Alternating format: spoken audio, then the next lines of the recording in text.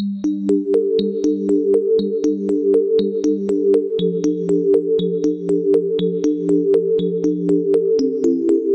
Friends, ഈ വീഡിയോയിൽ നമ്മൾ നോക്കുന്നത് VO അതേപോലെ LDC തുടങ്ങിയ എക്സാമുകളുമായി ബന്ധപ്പെട്ട് ഒരു മുൻവർഷ ചോദ്യപേപ്പറാണ്.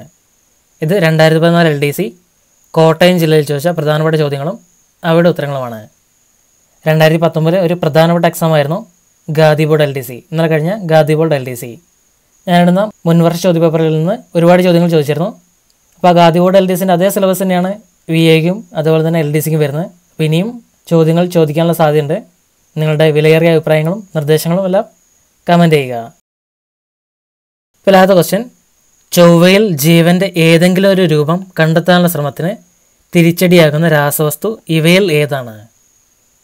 പെർക്ലോറൈറ്റ്. പെർക്ലോറൈറ്റ് ആണ് ചൊവ്വയിൽ ജീവൻ്റെ ഏതെങ്കിലും ഒരു രൂപം കണ്ടെത്താനുള്ള ശ്രമത്തിന് തിരിച്ചടിയാകുന്ന രാസവസ്തു. ചുവന്ന ഗ്രഹം എന്നറിയപ്പെടുന്നതാണ് ചൊവ്വ.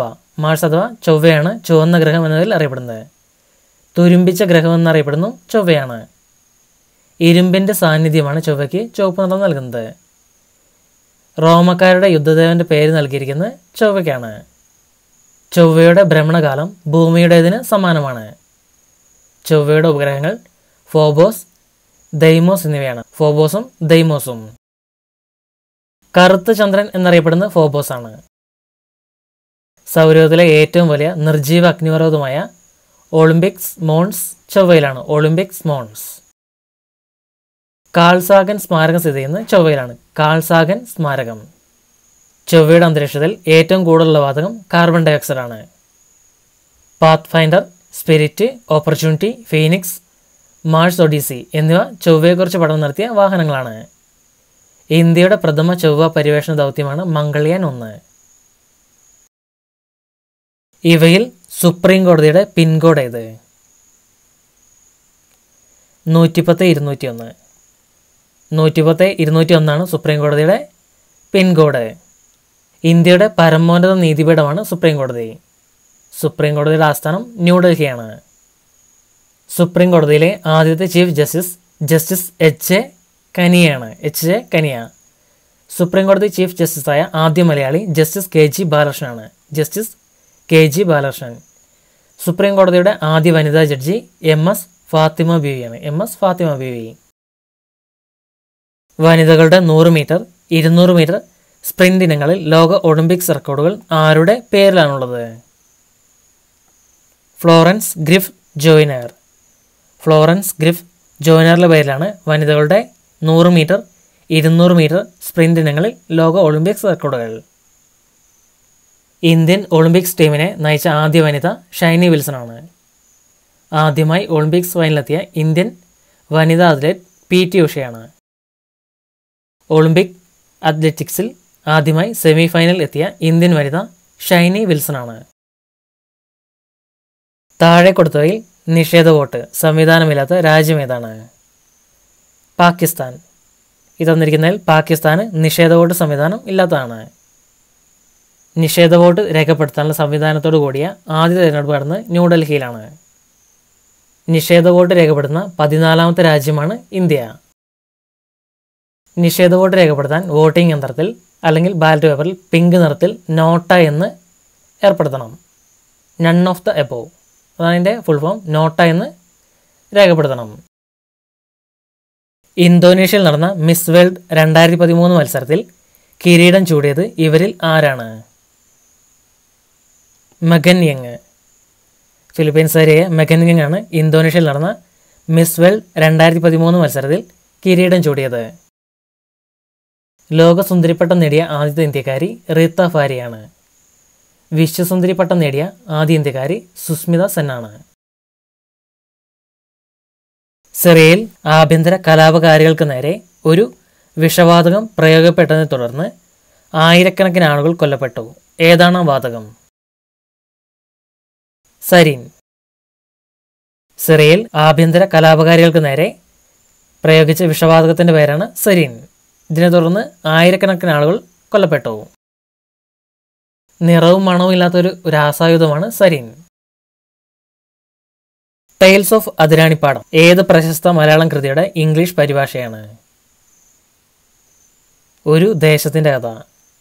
ഒരു ദേശത്തിൻ്റെ ഇംഗ്ലീഷ് പരിഭാഷയാണ് tales of Athiranippadam. S K പൊറ്റക്കാടാണ് ഒരു ദേശം എഴുതിയത്. ഒരു ദേശത്തിൻ്റെ അത് എഴുതിയത് എസ് കെ പൊറ്റക്കാടാണ്. ഐതിഹ്യമാലയുടെ സമ്പൂർണ്ണ ഇംഗ്ലീഷ് പരിഭാഷയുടെ പേര് the great legend of Kerala എന്നാണ്. The great legend of Kerala, Aithihyamala. Sreekumari രാമചന്ദ്രനാണ് ഐതിഹ്യമാലയുടെ സമ്പൂർണ്ണ ഇംഗ്ലീഷ് പരിഭാഷ നിർവഹിച്ചിരിക്കുന്നത്. ഹോർത്തൂസ് മലബാർക്കസ് മലയാളത്തിലേക്ക് പരിഭാഷപ്പെടുത്തിയത് കെ എസ് മണിലാലാണ്. ബൈബിൾ ആദ്യമായി മലയാളത്തിലേക്ക് പരിഭാഷപ്പെടുത്തിയത് ബെഞ്ചമിൻ ബേലിയാണ്. ഋഗ്വേദം ഇംഗ്ലീഷിലേക്ക് പരിഭാഷപ്പെടുത്തിയത് മാക്സ് മുള്ളറാണ്. ഋഗ്വേദം മലയാളത്തിലേക്ക് പരിഭാഷപ്പെടുത്തിയത് വള്ളത്തോളാണ്.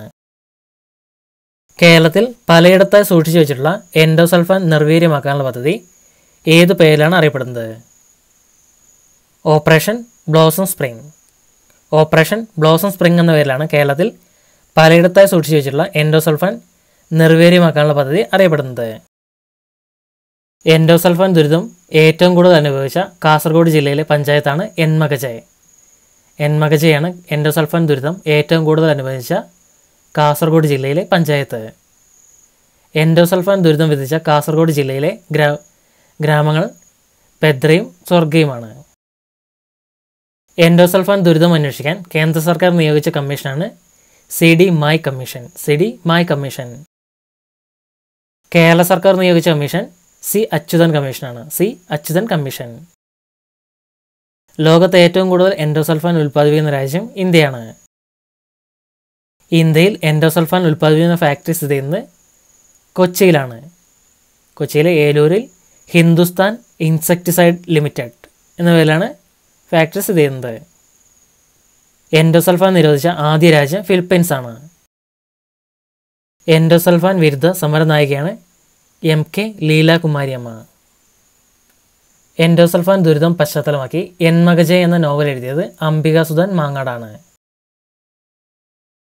ഇന്ത്യയിലെ ആദ്യത്തെ പുകവലി രഹിത സംസ്ഥാനമായി 2013 ജൂലൈയിൽ പ്രഖ്യാപിക്കപ്പെട്ട സംസ്ഥാനമേത്? ഹിമാചൽ പ്രദേശ്. ഹിമാചൽ പ്രദേശാണ് ഇന്ത്യയിലെ ആദ്യത്തെ പുകവലി രഹിത സംസ്ഥാനമായി 2013 ജൂലൈയിൽ പ്രഖ്യാപിക്കപ്പെട്ട സംസ്ഥാനം. ലോകത്ത് പുകയില നിരോധിച്ച ആദ്യ രാജ്യം ഭൂട്ടാനാണ്. ഇന്ത്യയിലെ ആദ്യത്തെ പുകയില വിമുക്ത നഗരം ചണ്ഡീഗഡാണ്. ഇന്ത്യയിലെ ആദ്യത്തെ പുകയില വിമുക്ത ജില്ല കോട്ടയമാണ്. ഏറ്റവും കൂടുതൽ പുകയില ഉൽപ്പാദിപ്പിക്കുന്ന സംസ്ഥാനം ആന്ധ്രാപ്രദേശാണ്. കേന്ദ്ര പുകയില റിസർച്ച് സെൻറ്റർ സ്ഥിതി ചെയ്യുന്നത് രാജമുദ്രയിലാണ്. ആന്ധ്രാപ്രദേശിലെ രാജമുദ്രയിൽ. കേരളത്തിൽ പുകയില കൃഷിയുള്ള ഒരേയൊരു ജില്ല കാസർഗോഡാണ്.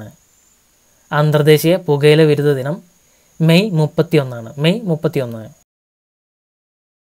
ഇന്ത്യയുടെ ആദ്യത്തെ സൈബർ ഫോറൻസിക് ലബോറട്ടറി എവിടെയാണ് സ്ഥാപിച്ചിട്ടുള്ളത്? ത്രിപുര.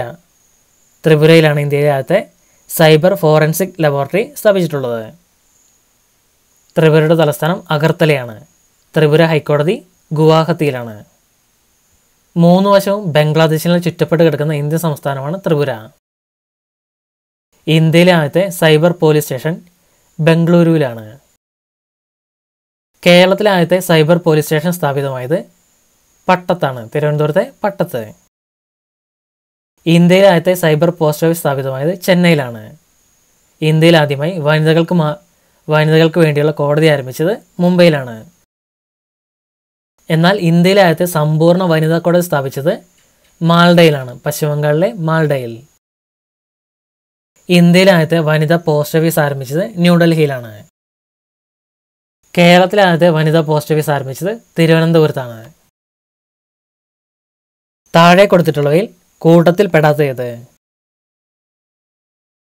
3-പിൻ പ്ലഗ്. 3-പിൻ പ്ലഗാണ് ഈ തന്നിരിക്കയിൽ കൂട്ടത്തിൽ പെടാത്തത്. ബാക്കി MCB ELCB ഫ്യൂസും സെയിം പ്രവർത്തനം തന്നെയാണ് കാഴ്ചവെക്കുന്നത്. ഫ്യൂസിൻ്റെ അതേ പ്രവർത്തനം തന്നെയാണ് MCBക്കും ELCBക്കും ഉള്ളത്. ടിൻ, ലെഡ് എന്നീ ലോഹസങ്കരങ്ങൾ ചേർന്നാണ് ഫ്യൂസ് വയർ നിർമ്മിക്കുന്നത്. വീടുകളിൽ ഫ്യൂസിന് പകരമായി ഉപയോഗിക്കുന്ന സംവിധാനമാണ് MCB, മിനിയേച്ചർ സർക്യൂട്ട് ബ്രേക്കർ. ഗ്രഹവൈദ്യുതീകരണ സർക്യൂട്ടുകളിൽ മെയിൻ സ്വിച്ചുകൾക്ക് ശേഷം സുരക്ഷിതത്വം ഉറപ്പുവരുത്തുന്നതിനായി ELCB ഉപയോഗിക്കുന്നു, എർത്ത് ലീക്കേജ് സർക്യൂട്ട് ബ്രേക്കർ. ഒരു വസ്തുവിനെ ചാർജ് നിർവീര്യമാക്കത്തക്ക വിധം അതിനെ ഭൂമിയുമായി ബന്ധിപ്പിക്കുന്നതാണ് എർത്തിങ് എന്ന് പറയുന്നത്. കമ്പ്യൂട്ടറിൻ്റെ തലച്ചോറ് എന്ന് വിളിക്കാവുന്ന ഏത് ഉപകരണത്തിൻ്റെ ധർമ്മം നിറവേറ്റുന്നവയാണ് IC ചിപ്പുകൾ? പ്രൊസസ്സർ. കമ്പ്യൂട്ടറിൻ്റെ തലച്ചോറ് എന്ന് വിളിക്കാവുന്ന പ്രൊസസ്സറിൻ്റെ ധർമ്മം നിറവേറ്റുന്നവയാണ് IC ചിപ്പുകൾ. കമ്പ്യൂട്ടറിലെ ഏറ്റവും പ്രധാനപ്പെട്ട ചിപ്പാണ് പ്രൊസസ്സർ. കമ്പ്യൂട്ടറിൽ ഉപയോഗിക്കുന്ന മൈക്രോ പ്രൊസസ്സറിനെ CPU എന്ന് വിളിക്കുന്നു. സർക്യൂട്ടിലെ വൈദ്യുത പ്രവാഹം നിയന്ത്രിച്ച് ഓരോ ഘടകത്തിനും ആവശ്യമായ പൊട്ടൻഷ്യൽ വ്യത്യാസം പ്രദാനം ചെയ്യുന്ന റെസിസ്റ്ററുകളാണ്. റെസിസ്റ്റൻസ് അളക്കുന്ന ഏകകം അളക്കുന്ന യൂണിറ്റ് ഓം ആണ്. സർക്യൂട്ടുകളിൽ വൈദ്യുത ചാർജ് സംഭരിച്ചു വയ്ക്കുന്നതിനും ആവശ്യാനുസരണം വിട്ടുകൊടുക്കുന്നതിനും ഉപയോഗിക്കുന്ന ഘടകമാണ് കപ്പാസിറ്ററുകൾ. ഇലക്ട്രോൺസിലെ രണ്ടാം തലമുറ കണ്ടുപിടുത്തമാണ് ട്രാൻസിസ്റ്റർ. ഇലക്ട്രോൺസിലെ അത്ഭുത ശിശു എന്നറിയപ്പെടുന്ന ട്രാൻസിസ്റ്ററാണ്. കമ്പ്യൂട്ടറിൻ്റെ പിതാവ് ചാൾസ് ബാബേജ് ആണ്. തിരുവാതിര ഞാറ്റുവേല ഏത് രാശിയിലായിരിക്കും? മിഥുനം. തിരുവാതിര ഞാറ്റുവേല മിഥുനം രാശിയിലായിരിക്കും. ആകെ 27 ഞാറ്റുവേലകളാണ് ഒരു വർഷത്തിലുള്ളത്. ഒരു ഞാറ്റുവേലയുടെ കാലാവധി 13 മുതൽ 14 ദിവസം വരെയാണ്, അതായത് 2 ആഴ്ച. തിരുവാതിര ഞാറ്റുവേല കുരുമുളക് കൃഷിയുടെ കാലമാണ്. വർഷത്തിൽ 12 രാശികളുണ്ട്. സൂര്യൻ ഒരു രാശി കടക്കാൻ 30 ദിവസം എടുക്കും. താഴെ കൊടുത്തിട്ടുള്ളതിൽ കൂട്ടത്തിൽപ്പെടാത്ത ഏത്? ജൂൾ നിയമം. ജൂൾ നിയമമാണ് ഈ തന്നിരിക്കുന്നതിൽ കൂട്ടത്തിൽപ്പെടാത്തത്. വൈദ്യുത പ്രവാഹവും ഉൽപ്പാദിപ്പിക്കപ്പെടുന്ന താപവും തമ്മിലുള്ള ബന്ധത്തെക്കുറിച്ച് പഠനം നടത്തിയ ശാസ്ത്രജ്ഞനാണ് ജെയിംസ് പ്രെസ്കോട്ട് ജൂൾ. ഒരു ചാലകത്തിലൂടെ വൈദ്യുതി പ്രവഹിക്കുന്നതിൻ്റെ ഫലമായി ഉൽപ്പാദിപ്പിക്കപ്പെടുന്ന താപത്തിൻ്റെ അളവ് കരണ്ടിൻ്റെ വർഗത്തിൻ്റെയും ചാലകത്തിൻ്റെ പ്രതിരോധത്തിൻ്റെയും കരണ്ട് പ്രവഹിക്കുന്ന സമയത്തിൻ്റെയും ഗുണനഫലത്തിന് തുല്യമായിരിക്കും. ഇതാണ് ജൂൾ നിയമം. അതായത് ഒരു ചാലകത്തിലൂടെ വൈദ്യുതി പ്രവഹിക്കുന്നതിൻ്റെ ഫലമായി ഉൽപ്പാദിപ്പിക്കപ്പെടുന്ന താപത്തിൻ്റെ അളവ് കരണ്ടിൻ്റെ വർഗത്തിൻ്റെയും ചാലകത്തിൻ്റെ പ്രതിരോധത്തിൻ്റെയും കരണ്ട് പ്രവഹിക്കുന്ന സമയത്തിൻ്റെയും ഗുണനഫലത്തിന് തുല്യമായിരിക്കും. ഇതാണ് ജൂൾ നിയമം. താപനില സ്ഥിരമായിരിക്കുമ്പോൾ ഒരു നിശ്ചിത മാസ് വാതകത്തിൻ്റെ വ്യാപ്തം മർദ്ദത്തിന് വിപരീത അനുപാതത്തിലായിരിക്കും. ഇതാണ് ബോയിൽ നിയമം. ബോയിൽ നിയമം എന്നാൽ താപനില സ്ഥിരമായിരിക്കുമ്പോൾ ഒരു നിശ്ചിത മാസ് വാതകത്തിൻ്റെ വ്യാപ്തം മർദ്ദത്തിന് വിപരീത അനുപാതത്തിലായിരിക്കും. ഇതാണ് ബോയിൽ നിയമം. മർദ്ദം സ്ഥിരമായിരിക്കുമ്പോൾ ഒരു നിശ്ചിത മാസ് വാതകത്തിൻ്റെ വ്യാപ്തം കെൽവിൻ സ്കെയിലിൽ താപനിലയ്ക്ക് ആനുപാതികമായിരിക്കും. ഇതാണ് ചാൾസ് നിയമം. ചാൾസ് നിയമം എന്നാൽ മർദ്ദം സ്ഥിരമായിരിക്കുമ്പോൾ ഒരു നിശ്ചിത മാസ് വാതകത്തിൻ്റെ വ്യാപ്തം കെൽവിൻ സ്കെയിലിലെ താപനിലയ്ക്ക് ആനുപാതികമായിരിക്കും. ഇതാണ് ചാൾസ് നിയമം. താപനില, മർദ്ദം എന്നിവ സ്ഥിരമായിരിക്കുമ്പോൾ വാതകങ്ങളുടെ വ്യാപ്തം തന്മാത്രകളുടെ എണ്ണത്തിന് നേർ അനുപാതത്തിലായിരിക്കും. ഇതാണ് അവഗാഡ്രോ നിയമം എന്നതിൽ അറിയപ്പെടുന്നത്. അവഗാഡ്രോ നിയമം എന്നാൽ താപനില, മർദ്ദം എന്നിവ സ്ഥിരമായിരിക്കുമ്പോൾ വാതകങ്ങളുടെ വ്യാപ്തം തന്മാത്രകളുടെ എണ്ണത്തിന് നേർ അനുപാതത്തിലായിരിക്കും. ഇതാണ് അവഗാഡ്രോ നിയമം. അവഗാഡ്രോ സംഖ്യ 6.023 × 10⁻23 ആണ്. 6.023 × 10⁻23. ഏതാനും മൂലകങ്ങളുടെ ബാഹ്യതമ സബ്ഷെൽ ഇലക്ട്രോൺ വിന്യാസം നൽകിയിരിക്കുന്നു. പ്രതീകങ്ങൾ യഥാർത്ഥമല്ല. ഇവയിൽ S ബ്ലോക്ക് മൂലകം ഏതാണ്? P ആണ് ഇതിന് ആൻസറായിട്ട് വരുന്നത്. S ബ്ലോക്ക് മൂലകത്തിൽപ്പെടുന്നത് P ആണ്. 3s². ന്യൂക്ലിയസിന് ചുറ്റും ഇലക്ട്രോണുകളുടെ സഞ്ചാരപഥങ്ങളെ ഓർബിറ്റുകൾ അഥവാ ഷെല്ലുകൾ എന്ന് പറയുന്നു. ന്യൂക്ലിയസിന് ചുറ്റും ഇലക്ട്രോണുകളുടെ സഞ്ചാരപഥങ്ങളെ ഓർബിറ്റുകൾ അഥവാ ഷെല്ലുകൾ എന്നാണ് പറയുന്നത്. ഓരോ ഷെല്ലിനും ഒരു നിശ്ചിത അളവ് ഊർജ്ജമുണ്ട്.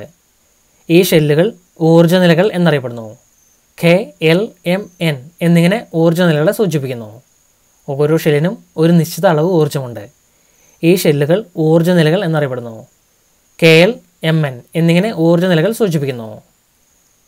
ന്യൂക്ലിയസിൽ നിന്നുള്ള അകലം കൂടുന്തോറും ഊർജ്ജവും കൂടും.